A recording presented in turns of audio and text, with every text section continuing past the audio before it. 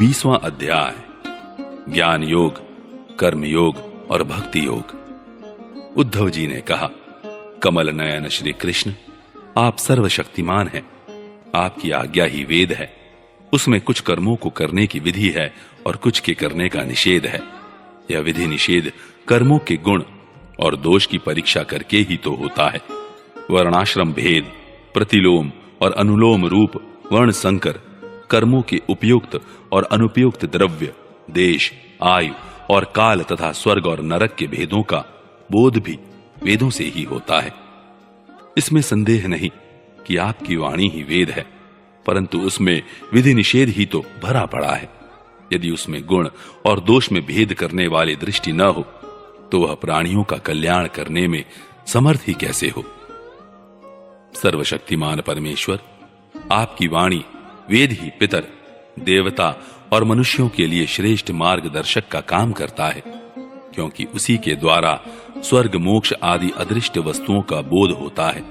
और इस लोक में भी किसका कौन सा साध्य है और क्या साधन, इसका निर्णय भी उसी से होता है। प्रभु, इसमें संदेह नहीं कि गुण और दोषों में भेद दृष्टि आपकी वाणी वेद के ही अनुसार है, किसी की अपनी कल्पना नहीं। परंतु प्रश्न तो यह है कि आपकी वाणी ही भेद का निषेध भी करती है। यह विरोध देखकर मुझे भ्रम हो रहा है। आप कृपा करके मेरा यह भ्रम मिटाइए। भगवान श्री कृष्ण ने कहा, प्रिय उद्धव, मैंने ही वेदों में एवं अन्यत्र भी मनुष्यों का कल्याण करने के लिए अधिकारी भेद से 3 प्रकार के योगों का उपदेश किया है। वे हैं ज्ञान, कर्म और भक्ति। मनुष्य के परम कल्याण के लिए इनके अतिरिक्त और कोई उपाय कहीं नहीं है। उद्धव जी, जो लोग कर्मों तथा उनके फलों से विरक्त हो गए हैं और उनका त्याग कर चुके हैं, वे ज्ञान योग के अधिकारी हैं। इसके विपरीत जिनके चित्त में कर्मों और उनके फलों से वैराग्य नहीं हुआ है, उनमें दुख बुद्धि नहीं हुई है, वे सकाम व्यक्ति कर्म योग के अधिकारी हैं। जो पुरुष न तो अत्यंत विरक्त है और न अत्यंत आसक्त ही है, तथा किसी पूर्व जन्म के शुभ कर्म से सौभाग्यवश मेरी लीला कथा आदि में उसकी श्रद्धा हो गई है, वह भक्ति योग का अधिकारी है। उसे भक्ति योग के द्वारा ही सिद्धि मिल सकती है। कर्म के संबंध में जितने भी विधि निषेध हैं, उनके अनुसार तभी तक कर्म करना चाहिए जब तक कर्ममय जगत और उससे प्राप्त होने वाले स्वर्गादि सुखों से वैराग्य न हो जाए, अथवा जब तक मेरी लीला कथा के श्रवण कीर्तन आदि में श्रद्धा न हो जाए। उद्धव, इस प्रकार अपने वर्ण और आश्रम के अनुकूल धर्म में स्थित रहकर यज्ञों के द्वारा बिना किसी आशा और कामना के मेरी आराधना करता रहे और निषिद्ध कर्मों से दूर रहकर केवल विहित कर्मों का ही आचरण करे, तो उसे स्वर्ग या नरक में नहीं जाना पड़ता। अपने धर्म में निष्ठा रखने वाला पुरुष इस शरीर में रहते रहते ही निषिद्ध कर्म का परित्याग कर देता है और रागादि मलों से भी मुक्त पवित्र हो जाता है। इसी से अनायास ही उसे आत्म साक्षात्कार रूप विशुद्ध तत्व ज्ञान अथवा द्रुत चित्त होने पर मेरी भक्ति प्राप्त होती है। यह विधि निषेध रूप कर्म का अधिकारी मनुष्य शरीर बहुत ही दुर्लभ है। स्वर्ग और नरक दोनों ही लोकों में रहने वाले जीव इसकी अभिलाषा करते रहते हैं, क्योंकि इसी शरीर में अंतःकरण की शुद्धि होने पर ज्ञान अथवा भक्ति की प्राप्ति हो सकती है।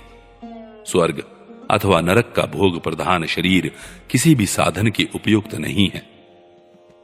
बुद्धिमान पुरुष को न तो स्वर्ग की अभिलाषा करनी चाहिए और न नरक की, और तो क्या इस मनुष्य शरीर की भी कामना न करनी चाहिए, क्योंकि किसी भी शरीर में गुण बुद्धि और अभिमान हो जाने से अपने वास्तविक स्वरूप की प्राप्ति के साधन में प्रमाद होने लगता है। यद्यपि यह मनुष्य शरीर है तो मृत्युग्रस्त ही, परंतु इसके द्वारा परमार्थ की सत्य वस्तु की प्राप्ति हो सकती है। बुद्धिमान पुरुष को चाहिए कि यह बात जानकर मृत्यु होने के पूर्व ही सावधान होकर ऐसी साधना कर ले जिससे वह जन्म मृत्यु के चक्कर से सदा के लिए छूट जाए, मुक्त हो जाए। यह शरीर एक वृक्ष है, इसमें घोंसला बनाकर जीव रूप पक्षी निवास करता है। इसे यमराज के दूत प्रतिक्षण काट रहे हैं। जैसे पक्षी कटते हुए वृक्ष को छोड़कर उड़ जाता है, वैसे ही अनासक्त जीव भी इस शरीर को छोड़कर मोक्ष का भागी बन जाता है, परंतु आसक्त जीव दुख ही भोगता रहता है। प्रिय उद्धव, ये दिन और रात क्षण क्षण में शरीर की आयु को क्षीण कर रहे हैं।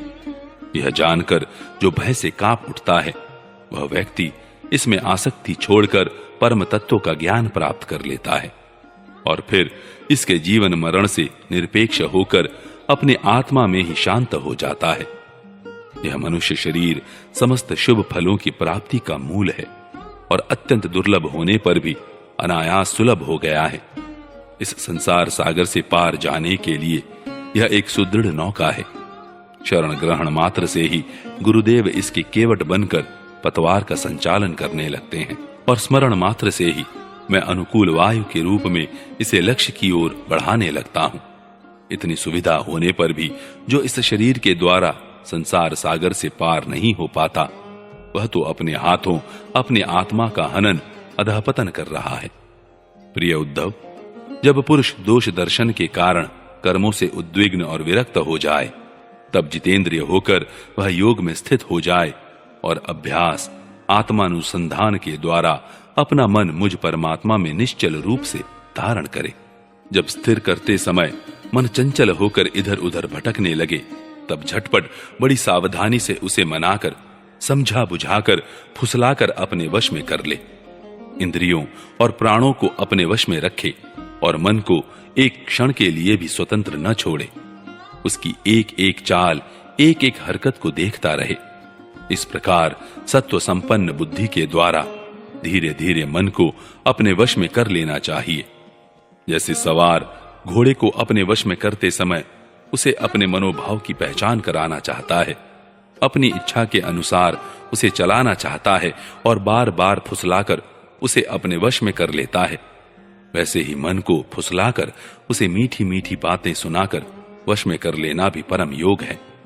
सांख्य शास्त्र में प्रकृति से लेकर शरीर पर्यंत सृष्टि का जो क्रम बतलाया गया है, उसके अनुसार सृष्टि चिंतन करना चाहिए और जिस क्रम से शरीर आदि का प्रकृति में लय बताया गया है, उस प्रकार लय चिंतन करना चाहिए। यह क्रम तब तक जारी रखना चाहिए जब तक मन शांत स्थिर न हो जाए।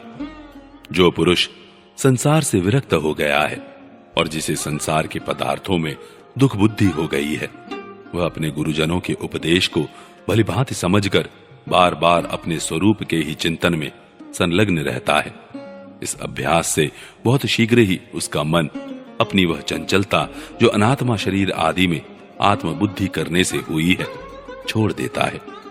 यम, नियम, आसन, प्राणायाम, प्रत्याहार, धारणा, ध्यान, समाधि आदि योग मार्गों से वस्तु तत्व का निरीक्षण परीक्षण करने वाली आत्मविद्या से तथा मेरी प्रतिमा की उपासना से, अर्थात कर्म योग, ज्ञान योग और भक्ति योग से मन परमात्मा का चिंतन करने लगता है और कोई उपाय नहीं है।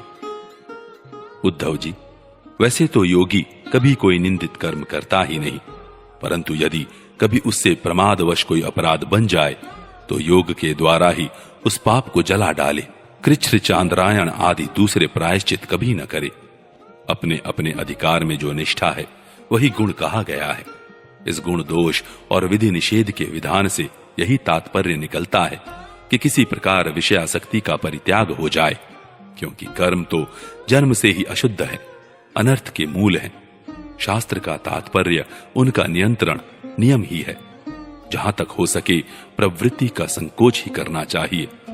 जो साधक समस्त कर्मों से विरक्त हो गया हो, उनमें दुख बुद्धि रखता हो, मेरी लीला कथा के प्रति श्रद्धालु हो और यह भी जानता हो कि सभी भोग और भोग वासनाएं दुख रूप हैं, किंतु इतना सब जानकर भी जो उनके परित्याग में समर्थ न हो, उसे चाहिए कि उन भोगों को तो भोग ले, परंतु उन्हें सच्चे हृदय से दुखजनक समझे और मन ही मन उनकी निंदा करे तथा उसे अपना दुर्भाग्य ही समझे। साथ ही इस दुविधा की स्थिति से छुटकारा पाने के लिए श्रद्धा, दृढ़ निश्चय और प्रेम से मेरा भजन करे। इस प्रकार मेरे बतलाए हुए भक्ति योग के द्वारा निरंतर मेरा भजन करने से मैं उस साधक के हृदय में आकर बैठ जाता हूं और मेरे विराजमान होते ही उसके हृदय की सारी वासनाएं अपने संस्कारों के साथ नष्ट हो जाती है। इस तरह जब उसे मुझ सर्वात्मा का साक्षात्कार हो जाता है तब तो उसके हृदय की गांठ टूट जाती है, उसके सारे संशय छिन्न भिन्न हो जाते हैं और कर्म वासनाएं सर्वथा क्षीण हो जाती हैं। इसी से जो योगी मेरी भक्ति से युक्त और मेरे चिंतन में मग्न रहता है उसके लिए ज्ञान अथवा वैराग्य की आवश्यकता नहीं होती। उसका कल्याण तो प्राय मेरी भक्ति के द्वारा ही हो जाता है। कर्म, तपस्या, ज्ञान, वैराग्य, योगाभ्यास, दान, धर्म और दूसरे कल्याण साधनों से जो कुछ स्वर्ग, अपवर्ग, मेरा परम धाम अथवा कोई भी वस्तु प्राप्त होती है वह सब मेरा भक्त मेरे भक्ति योग के प्रभाव से ही यदि चाहे तो अनायास प्राप्त कर लेता है। मेरे अनन्य प्रेमी एवं धैर्यवान साधु भक्त स्वयं तो कुछ चाहते ही नहीं। यदि मैं उन्हें देना चाहता हूं और देता भी हूं तो भी दूसरी वस्तुओं की तो बात ही क्या, वे कैवल्य मोक्ष भी नहीं लेना चाहते। उद्धव जी, सबसे श्रेष्ठ एवं महान निःश्रेयस तो निरपेक्षता का ही दूसरा नाम है। इसलिए जो निष्काम और निरपेक्ष होता है उसी को मेरी भक्ति प्राप्त होती है। मेरे अनन्य प्रेमी भक्तों का और उन समदर्शी महात्माओं का जो बुद्धि से अतीत परम तत्व को प्राप्त हो चुके हैं, इन विधि और निषेध से होने वाले पुण्य और पाप से कोई संबंध ही नहीं होता। इस प्रकार जो लोग मेरे बतलाए हुए इन ज्ञान, भक्ति और कर्म मार्गों का आश्रय लेते हैं वे मेरे परम कल्याण स्वरूप धाम को प्राप्त होते हैं, क्योंकि वे पर ब्रह्म तत्व को जान लेते हैं।